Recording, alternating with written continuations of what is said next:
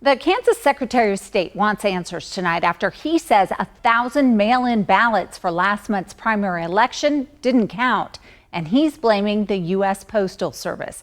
KAKE's Eli Higgins joins us live in West Wichita with details. Eli? Deb, you might remember a KAKE News investigation earlier this year showing the dire conditions here at the Wichita sorting facility. The good news is today we're learning that since that aired, those conditions have improved. They're caught up, look in good shape at this point, and now they say they're just focusing on how to make sure that all ballots coming through at least this facility are safe in November. In 2020, KAKE News investigated a warning letter the U.S. Post Office sent to 40 states, warning that it wouldn't be able to guarantee on-time delivery for one of the most important letters it handles, your mail-in ballots for elections. In March, KAKE News also investigated after learning the mail sorting facility in Wichita looked like this.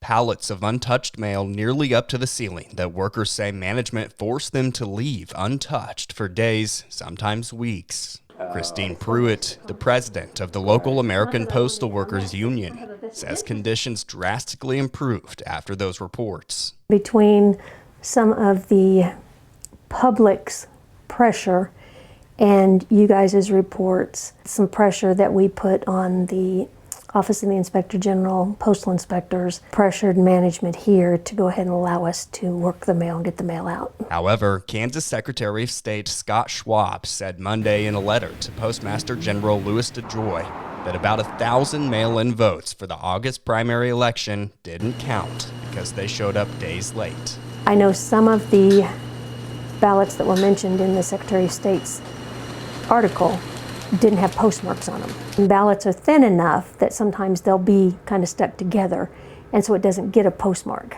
But Pruitt says she's already on top of it and has a dedicated task force that will be working during November's general election to ensure mistakes like that won't happen in Wichita. For the mail that Wichita processes, we will be getting it out.